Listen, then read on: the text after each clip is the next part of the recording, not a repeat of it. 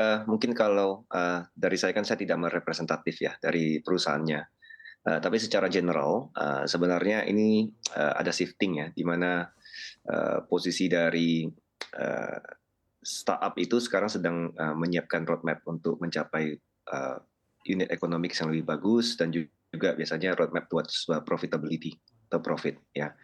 Nah, jadi, pada posisi inilah di mana perlu diambil keputusan berat, yaitu, biasanya terjadi perampingan ya, di perusahaan-perusahaan yang, tidak seharusnya selalu dilihat dari sisi negatif. Jadi memang kalau namanya pemutusan kerja pastinya, ya pasti sangatnya keputusan yang tidak kalau dibilang tidak, menjadi sesuatu yang positif ya. Tapi sebenarnya tindakan yang dilakukan oleh startup itu terpaksa diambil, karena mereka perlu, menyiapkan, eee, roadmap towards profitabilitas. Nah, di sinilah kita sebenarnya melihat bahwa kalau dari 3 perusahaan di atas, sebenarnya ekosistem bisnis mereka itu sudah terbentuk. Dan selain daripada ekosistem yang sudah terbentuk, mereka juga di-backing oleh investor-investor yang kuat. Nah, jadi sebenarnya posisi inilah yang, sebenarnya kalau kita lihat bahwa mereka itu sebenarnya mengambil keputusan ini pastinya dasarnya sudah dipikirkan secara baik ya, dan, sebenarnya itu sesuatu yang bisa menjadi positif di kemudian hari. Baik, sekarang kita ke Pak Akbar. Pak Akbar, tanggapan Pak Akbar mengenai kondisi yang menimpa startup seperti GoTo gitu ya Pak, dan juga Ruang Guru dan juga Sirklo. Bagaimana Pak pandangan Anda? Ya baik, saya berikan komentar ini secara umum, artinya tidak kasus satu perusahaan atau 3 perusahaan tadi, tapi secara umum yang terjadi pada pihak startup sekarang yang juga saya kira fenomenanya sama, mereka melakukan PHK. Jadi ada beberapa alasan mengapa perusahaan ini melakukan PHK. Pertama bahwa seperti tadi disampaikan oleh Pak Chandra, perusahaan ini sudah cukup lama, beberapa tahun ya, mengejar fase pertumbuhan gitu ya, dan ketika fase pertumbuhan ini ditandai antara lain dengan keberanian untuk kalau pakai bahasa sederhana bakar uang, gitu ya. Yang penting pokoknya tumbuh dulu, ada investor baru masuk, nilai kapitalisasi semakin tinggi, gitu dan seterusnya lah, gitu ya. Nah, tahap itu sudah mulai selesai. Sebenarnya tahap itu pengennya dilanjutkan, sebenarnya kalau boleh saya mengatakan. Tapi situasi ekonomi nggak memungkinkan untuk melakukan itu.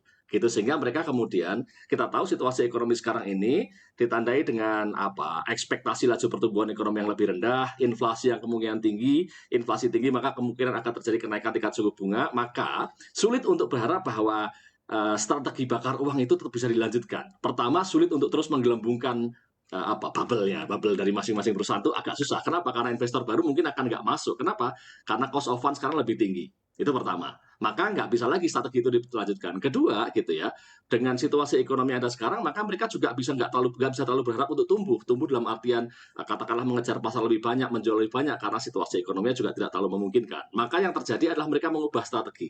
Jadi kalau saya boleh mengatakan, situasi sekarang inilah perpaduan antara memang karakteristik dari bisnis ini yang cenderung menggelombangkan bubble, ya, dan itu sudah nggak bisa dilanjutkan lagi. Dan kedua adalah situasi ekonomi yang memaksa mereka untuk memang segera melakukan ini dalam waktu yang lebih cepat begitu. Seandainya tidak ada situasi ekonomi seperti sekarang, mungkin bubble itu masih bisa dilanjutkan bagi sebagian perusahaan. Tapi karena ada situasi ekonomi seperti sekarang, bubble-nya nggak bisa diteruskan. Baik, sekarang kita kembali ke Pak Chandra. Pak Chandra, tanggapan Anda begitu ya mengenai bahwa artinya para pekerja begitu yang bekerja di perusahaan startup ini kan mereka memang lokal gitu, tapi mendapatkan gaji yang boleh dikatakan tinggi jika dibandingkan perusahaan-perusahaan swasta lain. Dan juga kalau kita perhatikan juga ada beberapa startup yang memang memberikan fasilitas kantor yang cukup mewah begitu. Dan apalagi kalau kita perhatikan juga begitu bahwa dari let's say misalnya GoTo gitu ya dan juga Ruang Guru ini kan iklannya luar biasa ya Pak, boleh dibilang gila-gilaan. Nah, apakah sebetulnya ini sudah tidak akan menjadi tren lagi ke depannya Pak Chandra? Ya, jadi seperti yang dijelaskan oleh Pak Akbar ya, bahwa sebenarnya kan ada shifting ya, perubahan di mana strategi di awal yaitu, pertumbuhan at all cost ya, itu di-adjust ya menjadi sekarang harus memperhitungkan soal, profitabilitas juga. Nah, inilah yang pastinya akan ada impact ya.